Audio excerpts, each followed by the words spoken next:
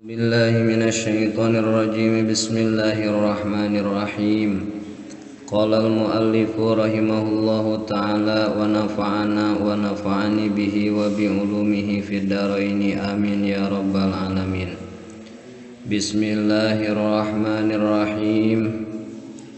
Faslun utawi iki iku pasal ing dalam martelaaken syurutu ijza'il hajari utawi piro-piro syarat susuci kalawan watu iku samaniyatun wolu ayyakuna sawiji yen ta ono ya susuci iku bisalasati ahjarin kalawan telu piro-piro watu wa ayan ko lan yen ta bersih opo al mahallu panggonane wa alla yajibalan yen ta ora aking opo an najisu najise walayan takilalan ora pundah pindah ya najis walayatro alan ora anyar teka alaihi ingatase najis opo akharun najis kang wawene walayu jawizalan ora ngaliwat najis sobhatahu ing lepat lepit bobokong uwong wa hasyafatahu lan hasyafah uwong lan zakarne uwong wala yusibahu lan orang ngenani ing najis opo maun banyu wa antakuna lan yenta ono opo al ahjaru piro-piro watu iku tahiratan kang suci. Bismillahirrahmanirrahim. Salajengna dina ieu pasal Kiai Musonib bade mretelaakeun nyaeta syarat susuci ku batu. Anu sok disebut nyaeta ku istinja. Ari istinja ku cai eta beberesih pikeun ngaleungitkeun najis sedengkeun istinja ku batu eta beberesih pikeun ngentengkeun najis.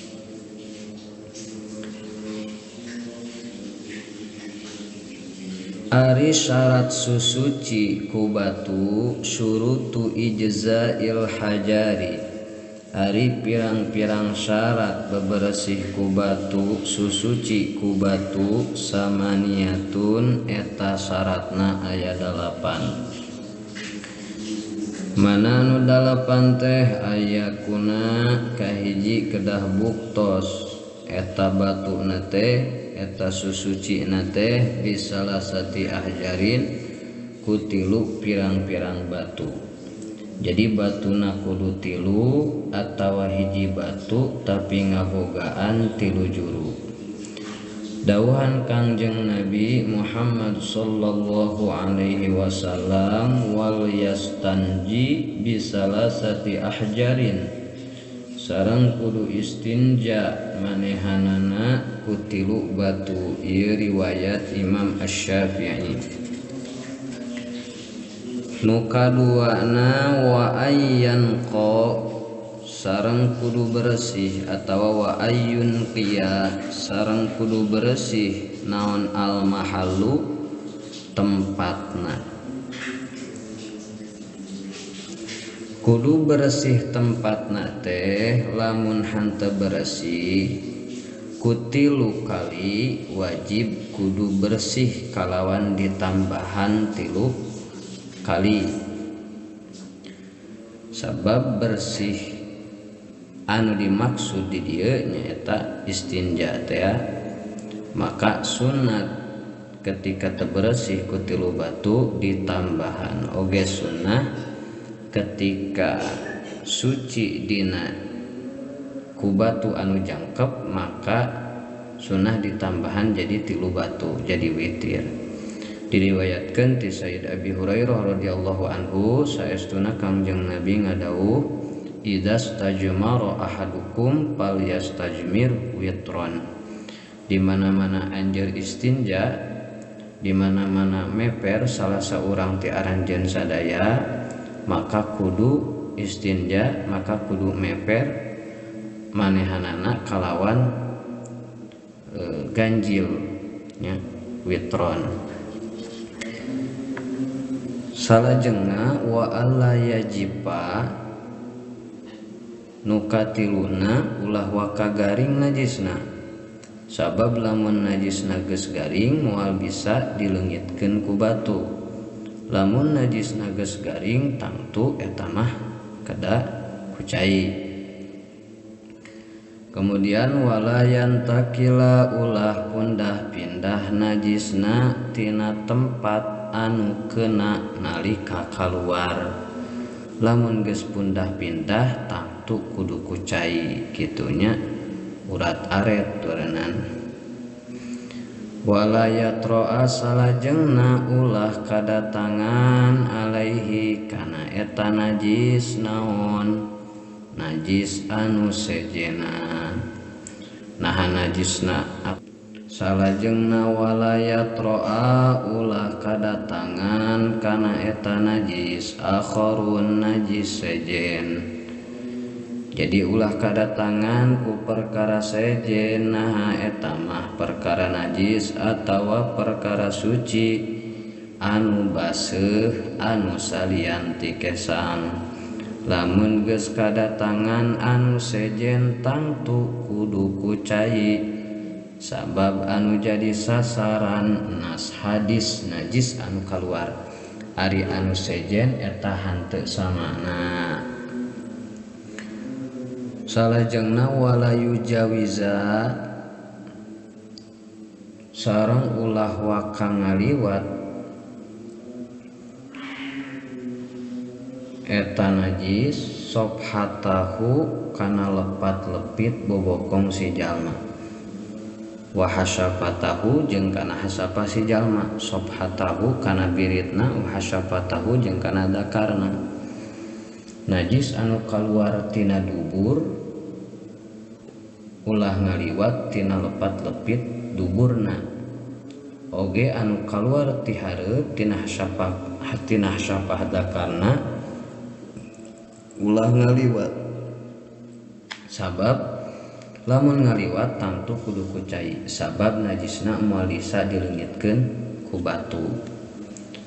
Katujuh walayusibahu jeung ulah ngeunaan kana eta najis naon maun cai, cai anu hanteu bisa ngabersihkeun eta najis nya, naha samemeh meper atawa saenggeusna, sabab eta cai jadi mutanajis.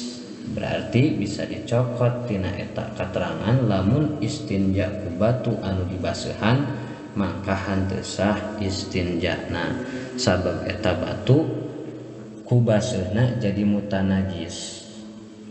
Tuluy nganajiskeun eta tempat maka tangtu istinjana kudu kucai.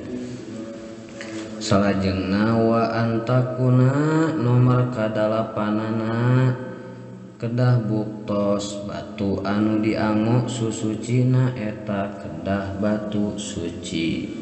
Hanteu cukup istinja ku batu anu mutanajis. Al-Imam Muslim ngariwayatkeun ti Salman radhiyallahu anhu saurna Kangjeng Rasulullah sallallahu alaihi wasallam parantos ngalarang ka abdi sadaya tina mayun ka kiblat nalika kabeuratan atanapi kahampangan dina miceun ageng atawa miceun alit. Kemudian tina istinja ku panangan katuhu, kemudian ku istinja ku batu kurang titilu, sareng tina istinja ku tai hewan atanapi ku kokotor jalma atanapi ku tulang. Ieu hadis mere pituduh kana hanteu meunang istinja atawa meper ku najis atawa kunu mutanajis. Oge teu meunang ku tulang sabab kadaharan jin atawa ku perkara anu dimulyakeun ku sara saperti kadaharan. Ieu dina Ibanatul Ahkam jilid 1 Shahifah 157. Tambihan nalika lebet kajamban ka WC sunnah maca bismillahi Allahumma inni a'udzubika minal khubusi wal khaba'is karena ittiba kana sunnah nabi nya kitu nalika kaluar ti jamban atawa WC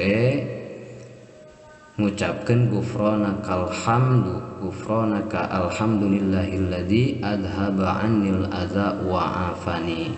Ieu oge karena ittiba kana sunnah nabi. Ta ieu syarat susuci ku batu nyaeta aya 8. Sakumaha dina nadom Sunda?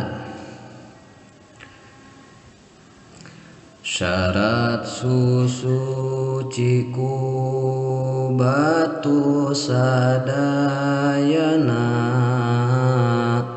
8 ku tilu batu kahijina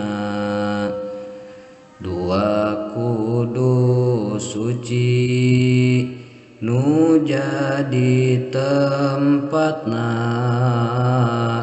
rejeng ulah garing nu jadi najisna 4 ulah rekun dah pindah najisna ulah kadatangan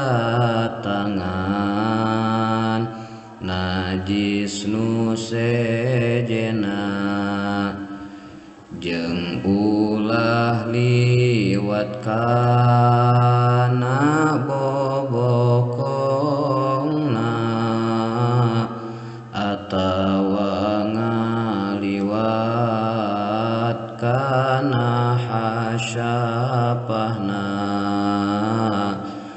ulah kakenaan cai katujuhna rejeng kudu suci nu jadi batuna. Wallahu a'lam bishawab.